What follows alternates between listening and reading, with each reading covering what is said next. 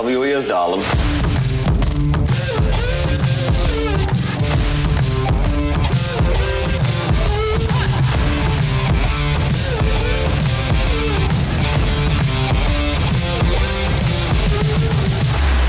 Wid Yi. So now that Andy Murray's retired, Sir Andy, how do you think he's going to fill his days? To be honest, Andy Murray, he's a bit of an odd chap, to be honest, I always thought, you know? I mean... How so? Well, he won Sports Personality of the Year 3 times. Multiple times.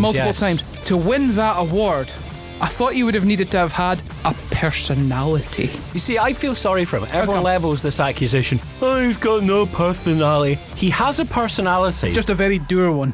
He's got resting bitch face. That's not a personality, that's a disability. Oh, yeah. I mean, inside, he's probably all happy going, yay, I won Wimbledon. Outside, all you see is, yay, I won Wimbledon. There's no difference, he's just got resting bitch face. Are you suggesting that Andy Murray, when he's out and about in the street, and he's at all these award ceremonies and he's playing his games, he says, Andy, you've just won Wimbledon, how do you feel? I'm feeling amazing. I'm the world #1. I'm gonna go home now, and I'm gonna play Mario Kart. And that's when he just goes home, and that's when and I'm gonna shut the door. Right, what's for dinner? Come on, we're partying! Woo! We're having kebab. I'm having chili sauce on my kebab, and my mum's letting me stay up till 10:30 to play Mario Kart on my Wii. Andy, you're not staying up. Oh, Mum, please, I'm wanting to go play Mario Kart. No, you're playing at another Open. You're playing another tennis. Oh, Mum. The Murray household must be amazing. I was going to say, do you not think Andy's probably the poor, quiet kid who behaved his whole life? Jamie's the one who's a little shit. But it's Andy who gets the shit because he's Andy Murray, aspiring tennis champion. Did Jamie win anything? What does Jamie do again? Is he not his brother? Well, I mean, yeah, but that's not really a full-time job, is it? It's a full-time job for me. What, being a brother? Yeah. Yeah, I can see why, but I mean, with Andy Murray and Jamie Murray, he's a tennis player as well. It must suck being Jamie Murray when your brother's a Wimbledon champion, the first one Britain's produced in, what was it, 80 years? 80 years, something like that. Yeah. But is it not shadows. a case of living in the shadows of my big brother who's more successful than me, and I'm getting a shot in his shoes? I'm getting to play tennis. My brother's better at me, but he's letting me take all the tennis. You sound like a mix of Karen Dunbar and Eric Cartman. I was actually going more for Adam Sandler. Yes, I know you. Coach, and these people there, they need water. They need water on the pitch. They need water on the courts. Adam Sandler meets Karen Dunbar meets Eric Cartman. Did Adam Sandler and Karen Dunbar meet? I don't know.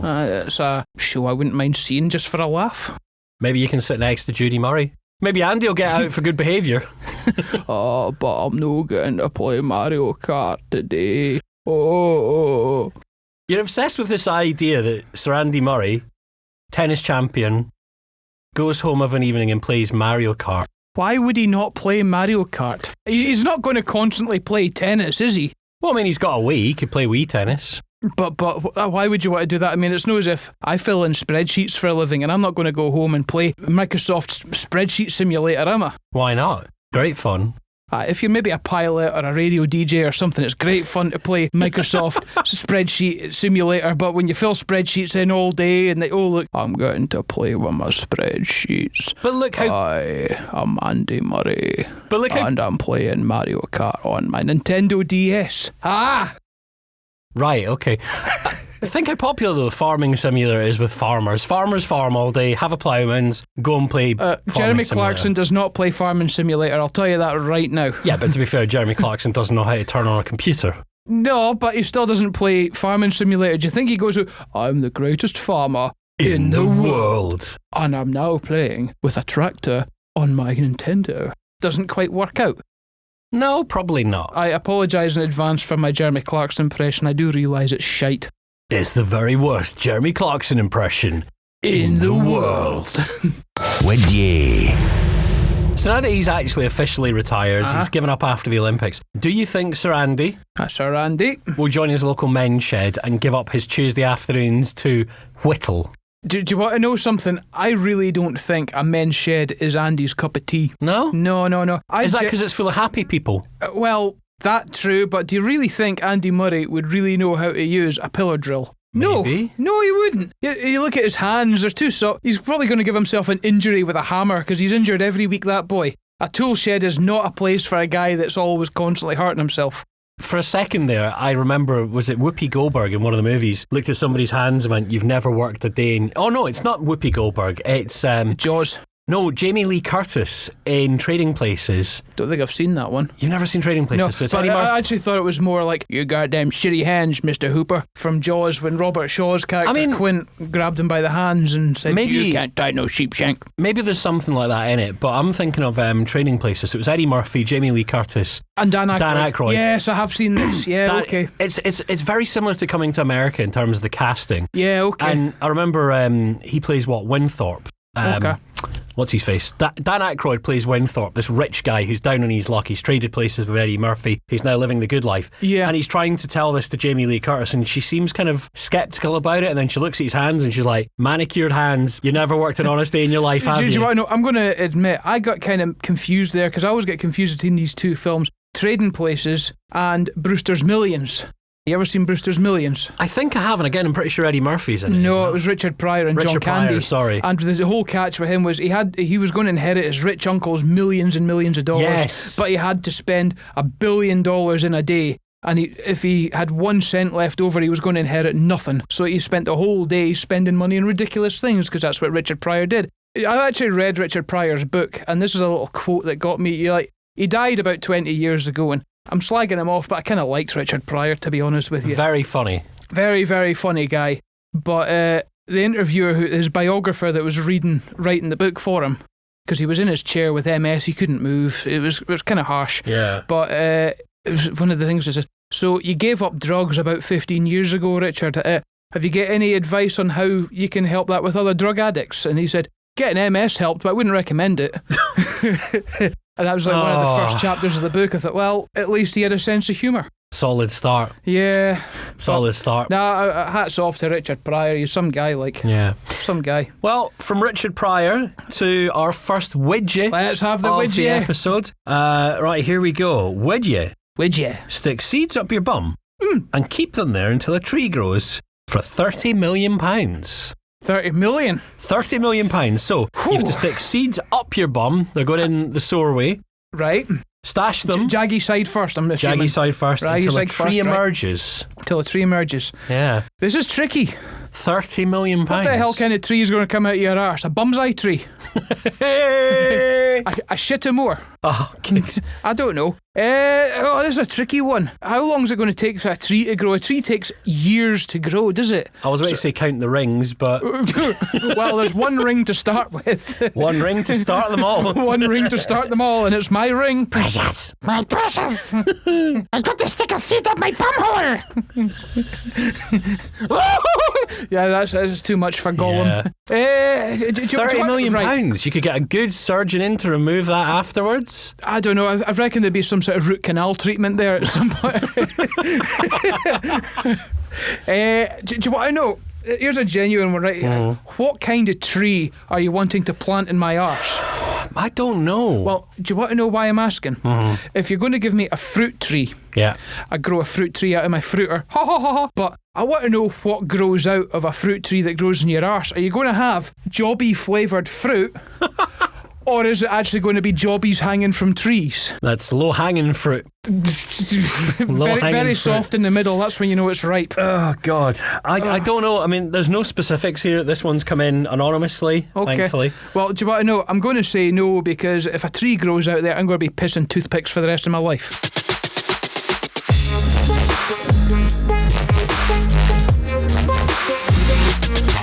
Wid Yi. There's a business opportunity no one saw coming. Flavoured toothpicks. I was thinking more shit-flavoured fruit. Well, that as well. Did you want to know? This reminds me of a time a guy came into the pub and he came up to me and he said, I've invented a $1 million idea. And I said, oh, right, okay, what is it? And he put an apple on my in the bar in front of me and he said, take a bite out of that. It tastes just like a regular apple. Why would you say you've invented an apple? And he said, turn it round a little bit. I said, oh, it tastes like banana. Oh, that's no bad. It's quite good. Turn it round a little bit more and have another bite. Oh, oranges. A multi-flavoured. This is amazing. Turn it around a little bit more, he says. Grapefruit. Oh. Who is this guy, Willy Wonka? Well, as I was wondering here, but he said, I think I'm going to make $1 million out of this idea. And I said, actually, no, I don't think you are. And he said, why not? And I said, if you want to make $1 million out of this idea, you're nearly there, but you just got to make it a pussy-flavoured apple. And he looked kind of dishevelled, and he took his apple away and he went away. I felt sorry when he left the bar. Raining, head down, head tucked down. He looked a bit miserable. It was a bit of an moment. But he came back a week later and he put an apple on the bar in front of me and I said, did you make the pussy flavoured apple? He said, I've had a go. Took a bite. This tastes like shit. And he said, turn it around a little bit. Oh, dearie me. But speaking of shit. Oh, God. Would you shit yourself in the office for a day off? I mean, that's a really, really messed up one. Well, no, your pants are the messed up part, but would you do it specifically just to get a day off? I mean, I think that's a natural occurrence. I don't think that's a trade worth doing. If you shat yourself in the middle of work, you're getting the rest of the day off anyway. It's just one of those cases, dude. You've gone to your work, you really, really can't be arsed, and you just think to ask for a day off. No, I haven't got any holidays left. I know what I'm going to do. Oh, boss. Oh, my belly's not right. Oh, no. Just to get a day off. There are easier ways to get a day off. Well, you two do tell me. Please tell me an easier way to get a day off instead of going...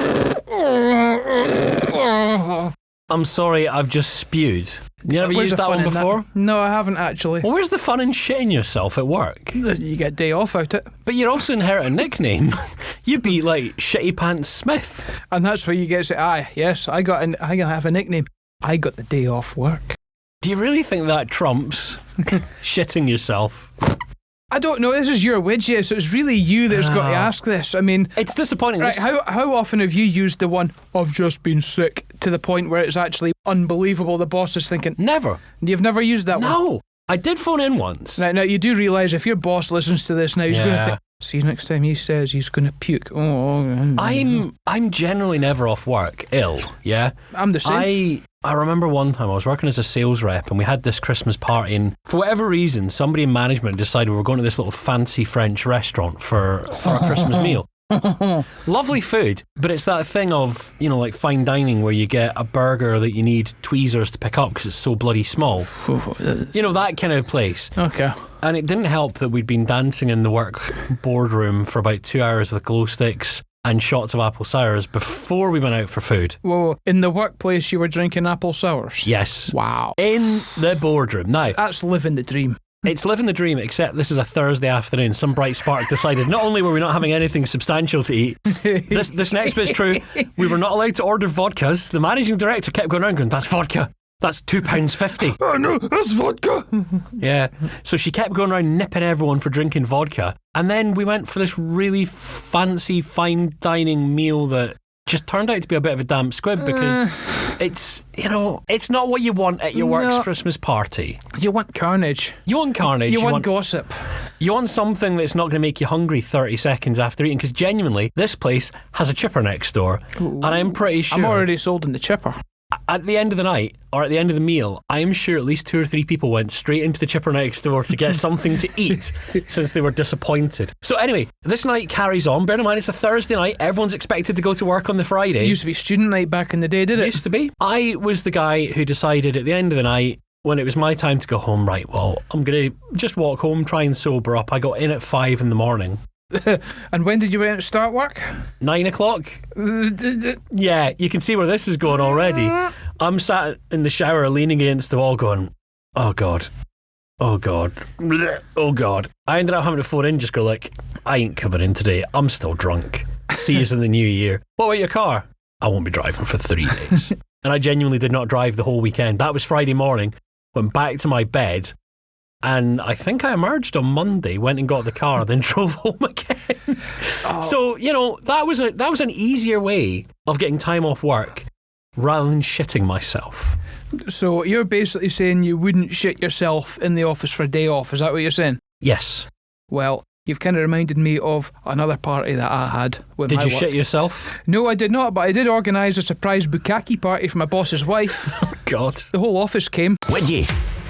So yeah, if you've enjoyed the show so far and you're enjoying subsequent shows that we've done, don't forget, hit the subscribe button, because you hit that button, we make more shows. Yay! Yay! And then you can hear more sick shit. Boo, but yay! That's a confusing one. I'm confused. So we're on Facebook, we're on Twitter. I think we're now finally on TikTok now that we've worked out how to do that. Spotify, Amazon, Apple Podcasts, Podbean, wherever, YouTube, wherever you find your podcast, you'll find us. Smoke Signals. Are we posting out mini discs? Wow, I haven't heard of mini discs in a long time. When I first started getting into broadcasting, I remember Asda used to have, remember the entertainment section? You had that big wall with a big full-screen telly. They even had a desk with a till on it. They had a desk with a till, and they had somebody at that till who would sell you your mini disc player. Oh, I was actually thinking, you went up to the counter with an empty DVD case, an empty video case. They went in a room in the back and put the video in for you. That's the kind of thing that Asda had that. They had it sussed. Wow. There are people who are listening to this going, what, you used to buy CDs and VHSs? Wait. Physical media? What's that? Oh, no. Apparently, right, you know how vinyl does really well I love every a good year? vinyl. Vinyl's doing great. Vinyl, I think, had its best ever year last year. And apparently CD sales genuinely are on the comeback. It's either CDs or TVs, something's selling again. I personally have not bought into this whole stream everything shit. No, ironically, because I'm now in a podcast and I stream my podcast, but that's the funny part of it. But I've always bought CDs. I'm started buying vinyls again about 3 or 4 years ago, and I've always bought DVDs. And I counted my DVD collection last night. How many DVDs do you think I have? Northwards of 300. More than that. I have got 2,312 DVDs in my house. That's a Friday evening well spent. 1, 2. I mean, I must have something similar on them because I've done like radio on that. My music collection is insane because once upon a time I've worked on stations where you would take your own music in, you had complete and utter freedom to play whatever the hell you liked as long as it fit in with the station's music policy. So it's what you call free play. You just go, right, what am I playing this hour?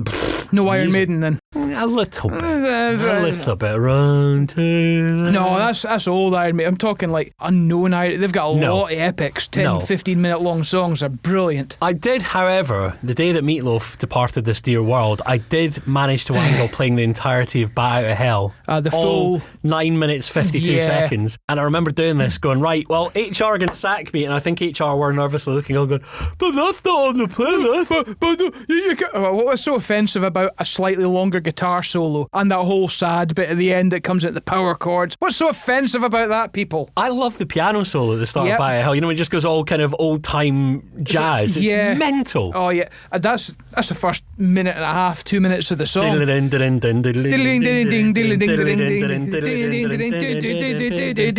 Bong. Bong bong. But no, radio don't have that. What I love is that in 2024 somehow HMV limps on to fight another day. The HMV brand, they've actually stopped selling the stuff I go in for now, and it's all like Funko Pops and that shit now. T-shirts, charm bracelets. I want to go in there and I want a vinyl. Fine, they've got a big vinyl section, but it's not as big as it used to be, I don't think. And you've got the CDs, and they're a bit. But it still exists, and we should be grateful for that. I make a point of going in there all the time, just so I've got a shop to go to in the town. Yeah, I have only ever bought, I think, maybe 1 or 2 films on digital release, and it's only ever when it gets to that point that you can't physically get a copy of it somewhere. Well, that's why eBay's my friend. If I want to watch a film and no streaming service has it, I'll look on eBay and I'll get a copy of it for about 70 pence. And the last one I bought, get this, right? I had a real hankering to watch Gladiator recently. Oh God.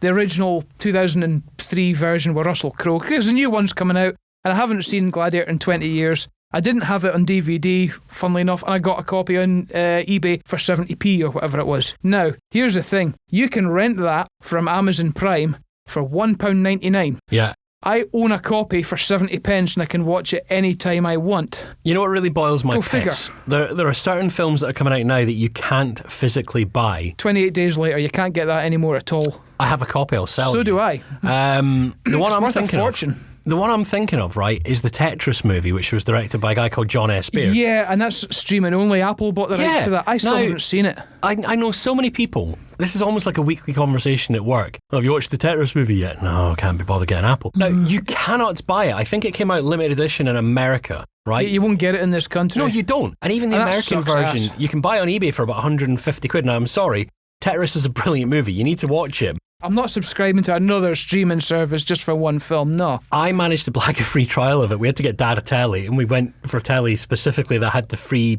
month trial of Apple telly. Is that the free trial, but you've still got to give them your bank details and you've got to go through absolute 7 shades of hell to unsubscribe at the end of your month? That's the one. Yeah, I had to do the same thing for Paramount Plus. And did you forget to cancel? No, I tried to cancel, but it was like doing a 100-metre sprint with no legs. It was fucking impossible. It was like sticking your dick in a tub of chickpeas that are ground up and not saying you're a homosexual. Oh, Christ. I was going to say, it kind of feels like the moral of the story then. Or the pertinent question is, would you ever subscribe to a streaming service over physical copies of media? But that's a really shit widget. That's a really shit widget. And do you want to know why it's a shit widget? Because it's a very short answer. No! Thanks for listening. Would you do us a favour and check back again next week? And don't forget to find and like us on the socials. Wid Yi.